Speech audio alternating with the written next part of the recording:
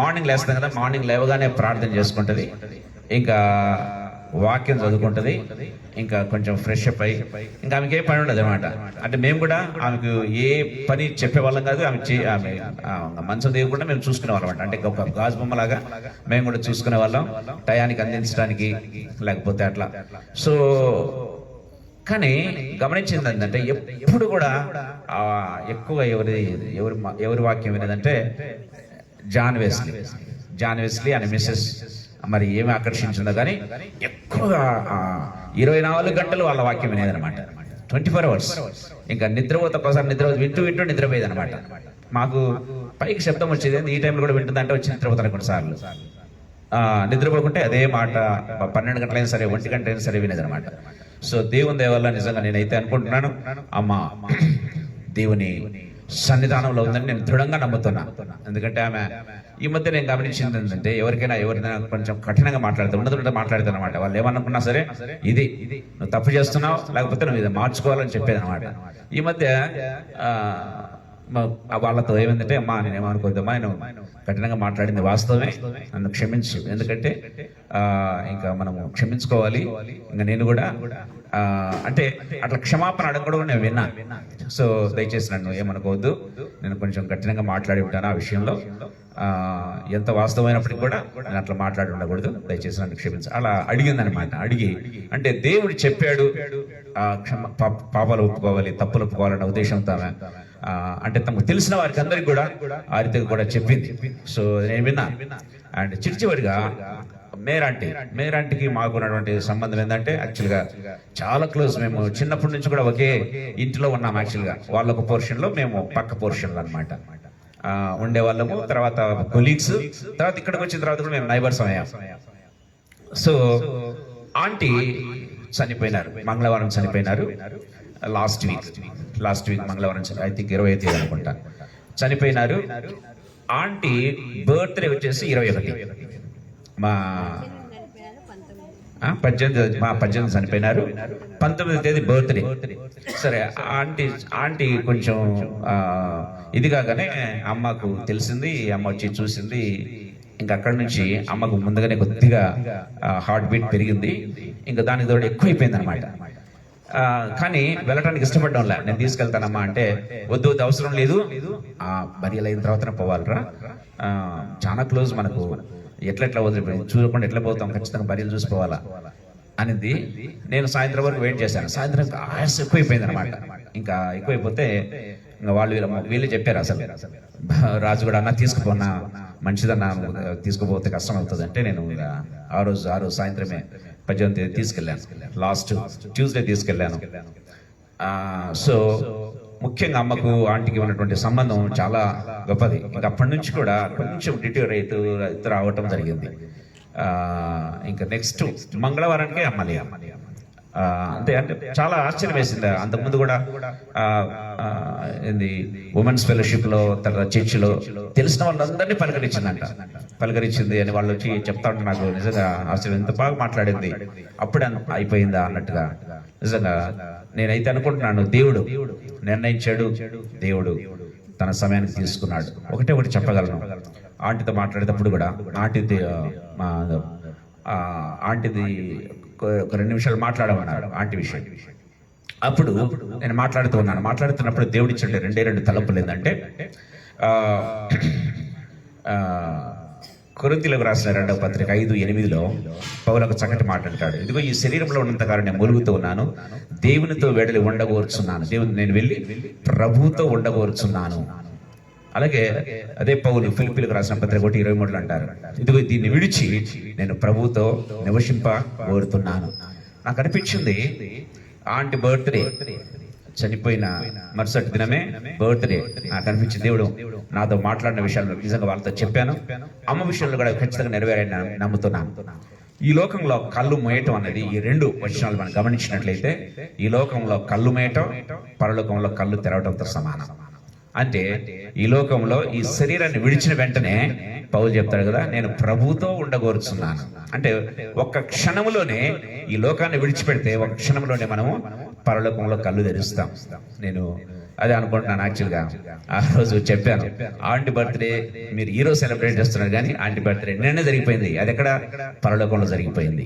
ఈ లోకంలో మరణం, ఈ లోకంలో చావు, పరలోకంలో పుట్టుకతో సమానం. అది ఎవరికంటే ప్రభునందున్న వారికి, అందరికీ కాదు కానీ ప్రభునందున్న వారికి. అందుకే ఇప్పటి నుంచి ప్రభునందు నిద్రించిన మృతులు ధన్యులు అని బైబిల్లో రాయబడింది.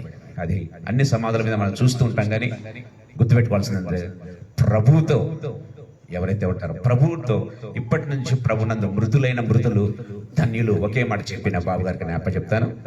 ప్రభునందు నిద్రించడం అంటే ప్రభునందు పుట్టి ఉండాలి. ప్రభునందు పుట్టకపోతే ప్రభునందు నిద్రించలే. ఈ లోకంలో నేను జన్మించాను కాబట్టి నేను చచ్చిపోతా. ఈ లోకంలో జన్మించకపోతే నేను చావలేను. చావు ఉండదు, ఎందుకంటే ఈ లోకంలో జన్మించలేదు, అసలు పుట్టలేదు. అదే మాట ప్రభుతో కూడా మనకు వర్తిస్తుంది. ఇప్పటి నుంచి ప్రభునందు మృతులైన మృతులు ధన్యులు అంటే అర్థం ఏంటంటే ప్రభునందు చనిపోయేవారు. ప్రభునందు ఎవరు చనిపోతారు? ప్రభునందు పుట్టిన వారు మాత్రమే చనిపోతారు.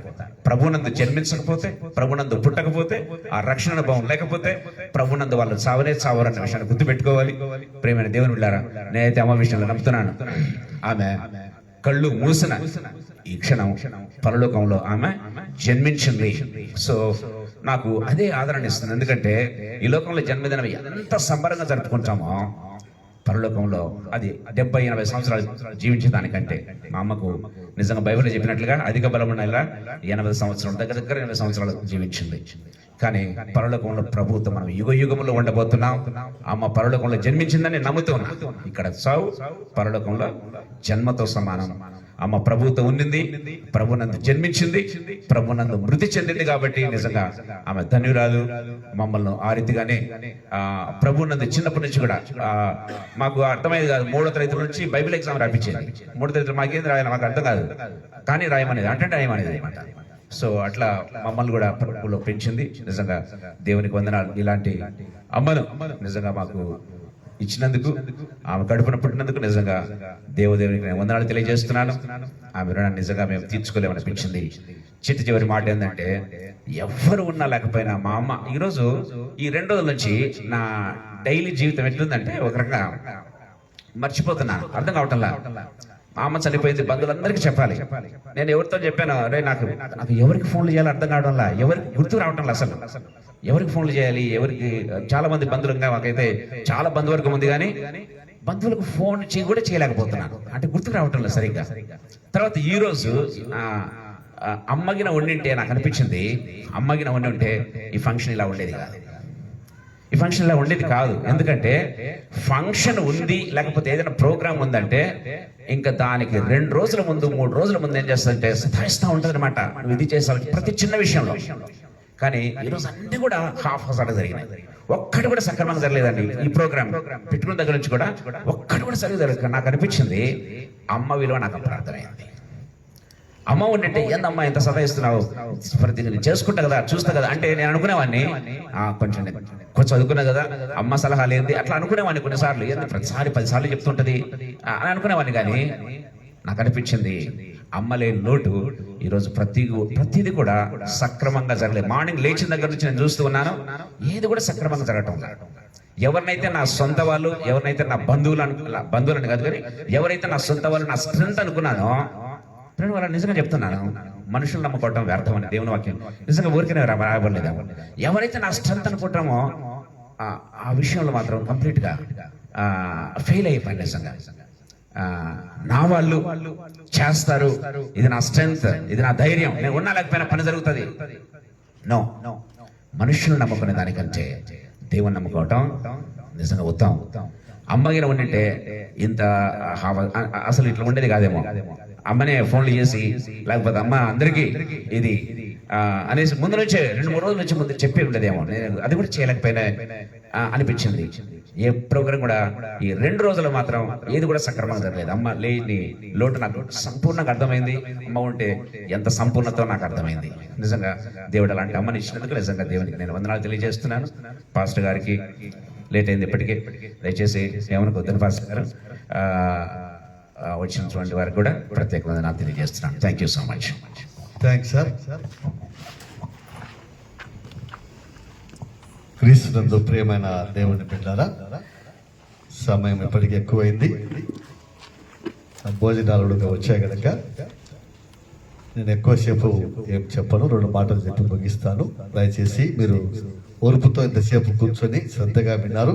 ఇది మనకు మేలండి. నేను చెప్పే మాట కాదు, వాక్యం చెప్తా ఉంది. వాక్యం చెప్తా ఉంది. చూడండి, ప్రసంగి గ్రంథకర్త 7వ అధ్యాయం మనము మొదటి 2 వచనాలు చూస్తే, ప్రసంగి గ్రంథకర్త 7వ అధ్యాయం మొదటి 2 వచనాలు, సుగంధ తైలము కంటే మంచి పేరు మేలు, ఒకటి జన్మదినము కంటే మరణ దినం మేలు, విందు జరుగుతున్న ఇంటికి పోవట కంటే ప్రలాపించిన వారి ఇంటికి పోవట మేలు. ఇది మనకు మేలు. ఎంతసేపు కూర్చున్నందుకు ఏం నష్టమేం లేదు. ఇది మనకు మేలుకరమైంది కనుక 2 మాటలు మనం విని ముగించుకుందాం, ప్రార్థించుదాము. మా ఆశ్రయ దుర్గమా, మా విమోచకుడా, మా అందరి హృదయ ధ్యానములు, మరి ముఖ్యముగా నా నోటి మాటలు మీ దృష్టికి అంగీకారమునట్లుగా సాయం చేయమని యేసు పరిశుద్ధ నామములో వేడుకుంటున్నాం మా పరమ తండ్రి, ఆమేన్. క్రీస్తునందు ప్రియమైన దేవుని బిడ్డారా, ప్రభు సెలవిచ్చే మాట ఏమిటంటే మంచి పేరు సంపాదించుకోవాలి. మంచి పేరు సంపాదించుకోవాలంటే మనము ఏం చేస్తే మనము మంచి పేరు సంపాదించుకోగలుగుతామో అది మనం తెలుసుకోవాలి. ప్రభు మనల్ని ఈ లోకములో ఎందుకు జన్మింపజేశాడు, మనము ఏం చేయాలి ప్రభు కొరకు, అది మనం నేర్చుకోవాలి. ప్రభు మన కొరకు, మనల్ని ఈ లోకములో జన్మింపజేసిన ప్రభు కొరకు మనం జీవించడమే అది మంచి పేరు. దేవుని బిడ్డారా, మన ఇష్టానుసారంగా మనము జీవించడం ద్వారా మనం మంచి పేరు సంపాదించుకోలేము.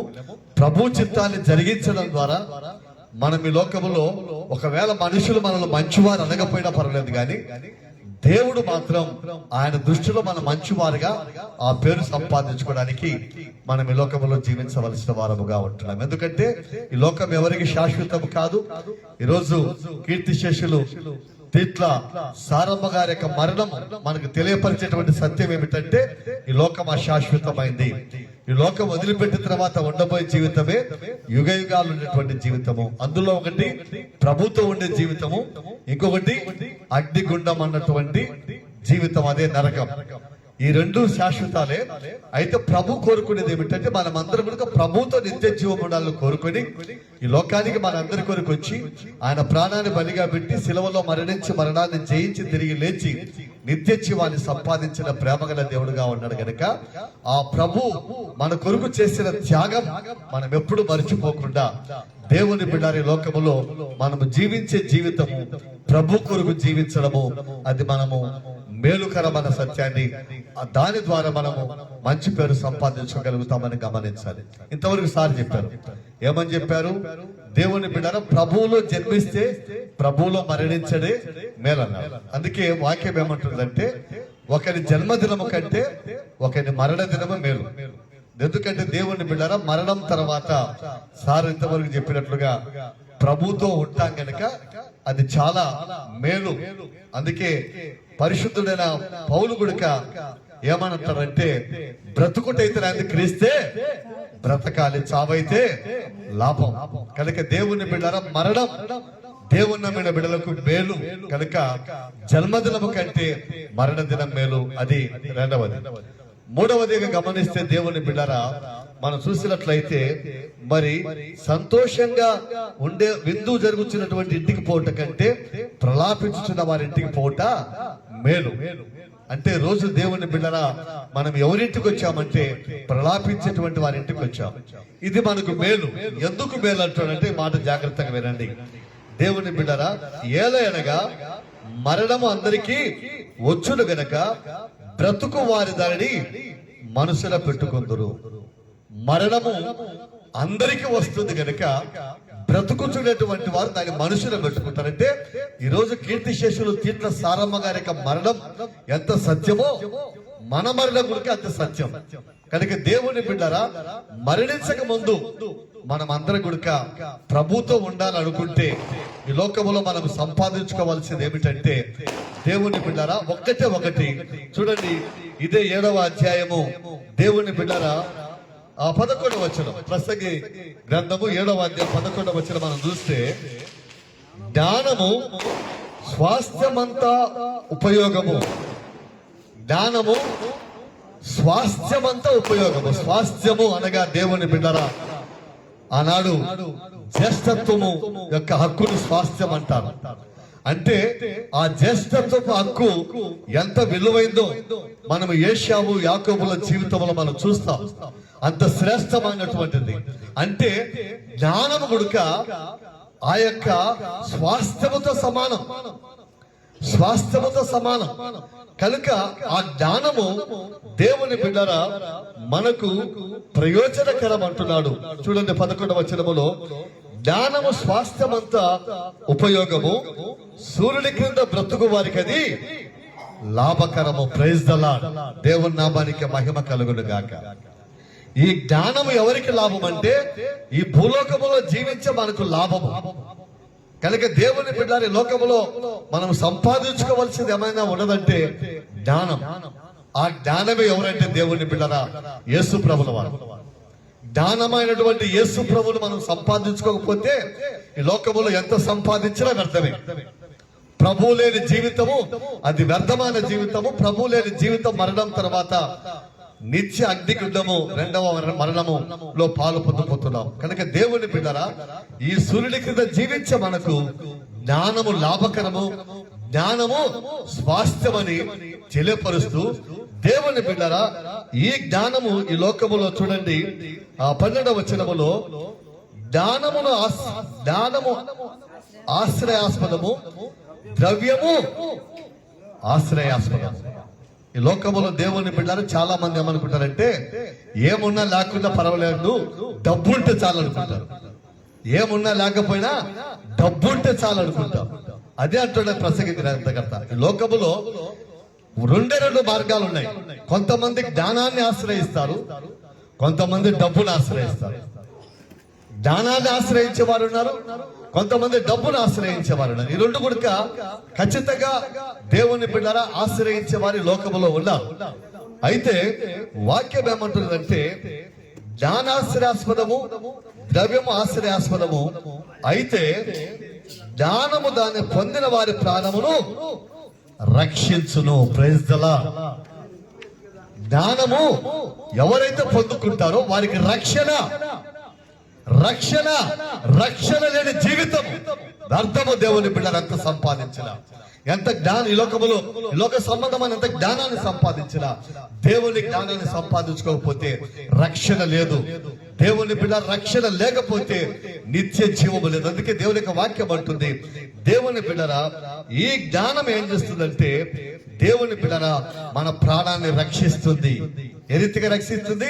నరకమైన అగ్నిగుండములోకి వెళ్ళిపోకుండా నిత్య జీవం అన్నటువంటి ఆ యొక్క పరలోక రాజ్యములో ప్రవేశించేటువంటి ఆ భాగ్యం దేవుని బిడ్డల జ్ఞానము ద్వారా దేవుడు మనకి ఇస్తున్నాడు. కనుక వాక్యం ఏమంటుందంటే రాత్రికాల సమయంలో దేవుని బిడ్డల అటువంటి జ్ఞానం వలన మనకు లాభం కలుగుతుంది.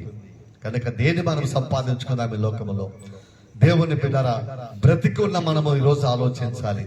ప్రభుతో మనం ఉండాలి అంటే జ్ఞానాన్ని మనం ఆశ్రయించాలి, యేసు ప్రభుని ఆశ్రయించాలి. ఎందుకంటే ఆయన మన పాపములు ఆయన మీద వేసుకు మన పాపములు ప్రభు ఆయన మీద వేసుకొని మనమందరం పొందవలసిన మరణ శిక్ష ఆయన పొంది ఆయన మరణాన్ని చేయించి తిరిగి లేచి నిత్య జీవాన్ని సంపాదించాడు. కనుక ఆ జ్ఞానమైనటువంటి యేసు ప్రభు ద్వారా మాత్రమే రక్షణ, ఆయన ద్వారా మనకు విమోచన. అందుకే ప్రభు అన్నాడు, నేనే మార్గమును సత్యమును జీవమునైనాను, నా ద్వారా తప్ప ఎవడు గుడిక తండ్రి యొద్దకు రాలేడు అన్నాడు. ఆ ఎస్ఐని రోజు సంపాదించుకున్నామా లేదా? ఆ జ్ఞానాన్ని రోజు సంపాదించుకున్నామా లేదా? దయచేసి మనము ఆలోచించి సిద్ధపడాలి దేవుని బిడ్డరా. మరి అదే రీతిగా ఈ జ్ఞానమైనటువంటి దయచేసి సమయం లేదు కనుక నేను చెప్పను. సామెతల గ్రంథం 8వ అధ్యాయం ఇంటికి వెళ్ళిన తర్వాత చదవండి. సామెతల గ్రంథం 8వ అధ్యాయం ఇంటికి వెళ్ళిన తర్వాత చదవండి. అక్కడంతా జ్ఞానాన్ని గురించి వ్రాయబడుతుంది. ఆ జ్ఞానం ఎవరంటే యేసు ప్రభు. దేవుని పిల్లల జ్ఞానమైనటువంటి యేసు ప్రభు ఈ సామెతల గ్రంథం 8వ అధ్యాయము 30వ వచనం నుంచి చూస్తే సామెతల గ్రంథం 8వ అధ్యాయం 30వ వచనం చూస్తే నేను ఆయన యొక్క ప్రధాన శిల్పి నేను ఆయన వద్ద ప్రధాన శిల్పుడై అనుదినము సంతోషిస్తూ నిత్యము ఆయన సన్నిధిని నిత్యం ఆయన సన్నిధిని ఆనందించుచుంటిని. ఆయన కలుగజేసి ఆయన కలుగజేసిన పరలోకమును బట్టి సంతోషించుచు నరులను చూచి ఆనందించుచుంటిని. Praise the lord. దేవుని నామానికి మహిమ కలుగును గాక. యేసయ్య దేవుని బిడ్డరా మన కొరకు సిద్ధపరిచిన పరలోకాన్ని చూసి ఆయన సంతోషిస్తూ దాని కొరకు సిద్ధపరచబడినటువంటి నరులను చూసి పరలోకానికి సిద్ధపరచబడినటువంటి నరులను చూసి ఆయన సంతోషిస్తా ఉన్నాడు. దేవుని బిడ్డరా అదండి యేసు ప్రభు ప్రేమ. మనమందరం ఆ పరలోకములో ఉండాలి అని మన కొరకు ఎదురు చూస్తూ మనమందరం ఆ పరలోకములో ఉండే రీతిగా ఈ లోకములో జ్ఞానము సంపాదించుకొని రక్షణ సంపాదించుకొని దేవుని బిడ్డల మనం ఈ లోకములో జీవించడం ద్వారా మనల్ని చూసి ప్రభు సంతోషించాలని ఆశపడతా ఉన్నాడు. ఈ రోజు అలాంటి జీవితాన్ని మనము జీవించడానికి ఈ రోజు సిద్ధపడాలని దేవుని బిడ్డరా. ఈ లోకములో ఏమి సంపాదించినా ఏది మన వెంట రాదండి. మన వెంట వచ్చేది రక్షణ మాత్రమే. ఆ రక్షణే మనకు నిత్య జీవములో ప్రవేశించే కృపను ప్రభు మనకు అనుగ్రహిస్తా ఉన్నాడు కనుక దేవుని బిడ్డలు అందుకే 32వ వచనంలో అంటున్నాడు, కావున పిల్లలారా నా మాట ఆలకించుడి, నా మార్గములు అనుసరించువారు ధన్యులు. కనుక దేవుని బిడ్డలారా ఈరోజు యేసయ్య మాట విందామండి. ఈ లోకం మనకి ఎవరికి శాశ్వతం కాదండి. ఈ లోకంలో ప్రభు మనల్ని ఎందుకు జన్మింపజేశాడంటే ఆయన చిత్తాన్ని జరిగించి ప్రభు నామానికి మహిమకరంగా మనం జీవించాలి, ఆయన మార్గములో మనం నడవాలి, అనేకులకు ఆశీర్వాదకరంగా మనం ఉండాలనేటువంటి ఉద్దేశంతో జన్మింపజేశాడు. కానీ మన ఇష్టానుసారంగా జీవించడానికి ఆయన మనల్ని జన్మింపజేయలేదండి. మన ఇష్టం వచ్చినట్లు జీవించడం ద్వారా దేవుని బిడ్డరా మనము నరకానికి వెళ్ళిపోతాం. కనుక మనల్ని చూసి ప్రభు బాధపడకుండా మన ఇష్టానుసారం మన జీవితాలు చూసి ఆయన దుఃఖపడకుండా మనం ఆయనకి ఇష్టకరమైన జీవితాలు జీవించడం ద్వారా ఆయన సంతోషించే రీతిగా ఈ లోకములో జీవించవలసిన వారముగా ఉండాలి. చివరిగా ఒక మాట చెప్పి నేను ముగిస్తాను. దేవుని బిడ్డరా సామెతల గ్రంథము 15వ అధ్యాయము దేవుని బిడ్డరా సామెతల గ్రంథము 15వ అధ్యాయం 24వ వచనం మనం చూస్తే క్రిందనున్న పాతాళమును తప్పించుకునవలని బుద్ధిమంతుడు పరమునకు పో మార్గమున నడుచుకుంటాడు. అది ఈ రోజు మనం తెలుసుకోవాల్సింది ఏమిటంటే క్రింద ఉన్న పాతాళానికి వెళ్ళిపోకుండా దేవుని బిడ్డరా బుద్ధిమంతులమైన మనము ప్రభు బిడ్డలమైనటువంటి మనము ఏం చేయాలంటాడంటే పరమునకు పోయేటువంటి జీవ మార్గములో నడుచుకోవాలి. అదే మనకు లాభకరం ఈ లోకములో. అంతకంటే ఈ లోకములో ఏమి లాభము మనతో రాదండి. లాభం అంటూ ఏదైనా మనకున్నదంటే అదే రక్షణ.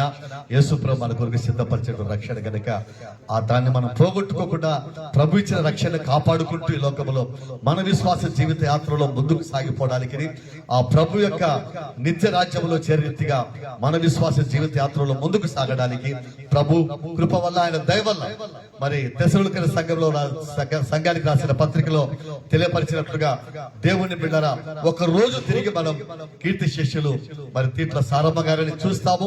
సారమ్మ గారు మనం కలిసి ప్రభుతో సదాకాలం ఉంటామని ప్రభు మనకు తెలియపరుస్తాడు. కనుక ఈ మాటలతో మీరు ఒకరొకరు ఆదరించుకొని ధైర్యంగా ఉండమని సెలవించేటువంటి ఆ యేసయ్య మాటలు విని ఆ యేసయ్య మాటలు మన హృదయాలను భద్రపరుచుకొని ఈ రోజు దేవుని బిడ్డరా సారమ్మ గారు లేనటువంటి లోటు వారి కుమారులకు కుమార్తెకు కోడళ్లకు అల్లుడికి మనమన్లు మనమరాళ్ళు అన్నదమ్ములు అక్కజనుల బంధువులు రక్త సంబంధులకు దేవుడు తీర్చి వారిని కాపాడి నడిపించడానికి మనమందరం కూడా ఆ నిత్య రాజ్యములో ప్రవేశించేటువంటి వారముగా దేవుని బిడ్డల పరమునకు వెళ్ళేటువంటి మార్గములో మనం నడవడానికి ఆ పరిశుద్ధ ఆత్మ దేవుడు మనం సాయం చేయనట్టుగా ప్రార్థించుదాము. దేవుడు వాక్యాన్ని ఆశీర్వదించుడు గాక. ఆమేన్. మన మధ్యలో ఉన్నటువంటి సంజీవ్ బాబు గారు ముగింపు ప్రార్థన చేస్తారు. ప్రార్థించుదాము. తండ్రి కుమారుడు పరిశుద్ధాత్మ పేరట ఆమేన్. ప్రభువా మమ్మను కనికరించు. క్రీస్తు మమ్మను కనికరించు. ప్రభువా మమ్మను కనికరించు. పరలోకమందున్న మా తండ్రి నామం పరిశుద్ధపరచబడును గాక. మీ రాజ్యం వచ్చును గాక. మీ చిత్తం పరలోకమందు నెరవేర్చున్నట్లు భూమి మీద నెరవేరును గాక. మా అనుదిన ఆహారం మాకు దయచేయము. మా ఎడల అపరాధములు చేసిన వారిని మేము క్షమించిన ప్రకారం మా అపరాధములు క్షమించము. మమ్మల్ని శోధనలో తప్పించము. రాజ్యము శక్తియు మహిమయు నిరంతరము మీరేనారు స్వామి. ఆమేన్. నేనే పునరుత్థానమును జీవమునై ఉన్నాను అని సెలవిచ్చిన మా ప్రియ పరలోక తండ్రి, మీ పరిశుద్ధమైన ఉన్నతమైన శ్రేష్టమైన నామమునకు కృతజ్ఞతా స్తోత్రాలు చెల్లిస్తున్నాము. ఈ ప్రత్యేకమైన సమయంలో నిబిడలముగా నీ పాద సన్నిధిలో నరులరా తిరిగి రండని పిలువగానే మీ పిలుపుకు లోబడి మీ సన్నిధికి చేర్చబడిన మీ దీనదాసురాలు సారమాంటిని బట్టి మీకు కృతజ్ఞతా స్తోత్రాలు చెల్లిస్తున్నాము. సద్రా సార్ గారిని బట్టి మీకు వందనాలు. దేవా, మీ సన్నిధిలో చేర్చబడిన ఈ ప్రియ కుటుంబం దేవా, మీ నామ మహిమార్థమే వదిలి వెళ్ళిన కుమారులు కుమార్తె వారి కుటుంబాలను మీ హస్తాలకు అప్పగిస్తున్నాం. సునీల్ అన్నను బట్టి, అరుణమ్మను బట్టి, దేవా అనిలన్నను బట్టి మీకు వందనాలు. వారి కుటుంబాలను మీరు దీవించండి, వారి పిల్లలను ఆశీర్వదించండి. నమ్మదగిన దేవుడవు, విడువని ఎడబాయని మీ కృప కుమ్మరించిన దేవుడవు. నరులారా తిరిగి రెండని పిలవగానే మీ పిలుపుకు లోబడి మీ సన్నిధికి చేర్చబడిన ఆంటీ ఆత్మ నిత్య భద్రతలో ప్రవేశించిందని, నిత్య జీవార్థమైన వెలుగును సంపాదించుకునేటువంటి ధన్యకరమైన జీవితం ఈ లోకంలో జీవించిందని అనేకులు ఇచ్చిన సాక్ష్యాన్ని బట్టి మీకు వందనములు చెల్లిస్తున్నాం. మీకు కృతజ్ఞతలు. కుటుంబాన్ని పెంచిన విధానాన్ని బట్టి తన పరిధిని దేవా ఈ లోకంలో నిర్వర్తించడానికి ఆమెకు ఇచ్చినటువంటి జ్ఞాన సమపార్జనను బట్టి మీకు కృతజ్ఞతా స్తోత్రాలు చెల్లిస్తున్నాం. కుటుంబాన్ని దేవా కట్టిన విధానాన్ని బట్టి మీకు వందనాలు. కుటుంబాన్ని దేవా ఆశీర్వాదకరంగా ఆత్మీయంగా పెంచిన విధానాన్ని బట్టి మీకు వందనాలు. బంధువులలో, రక్త సంబంధికులలో ఆమె సంపాదించుకున్న మంచి పేరును బట్టి మీకు వందనాలు. అందుకే సుగంధ తైలము కంటే మంచి పేరు మేలు అన్నటువంటి వాక్యాన్ని ధ్యానం చేయడానికి సరైనటువంటి దేవా బిడ్డగా సారమ్మాంటిని మీరు ఎంచుకున్న విధానాన్ని బట్టి మీకు వందనాలు. దేవా, మీ కృపలో ఆంటీకి ఇచ్చిన మంచి సాక్ష్యవంతమైన జీవితాన్ని బట్టి, దీవెనకరమైన కుటుంబాన్ని బట్టి మీకు వందనాలు. ఈ కుటుంబం ఆమె వదిలి వెళ్ళిన లెగసీని దేవా కొనసాగించడానికి కావలసిన మీ ఆత్మీయ జ్ఞానాన్ని, ఆత్మ నింపుదలను, ఆత్మ నడిపింపును బిడ్డలకు ప్రసాదించమని వేడుకుంటున్నాం.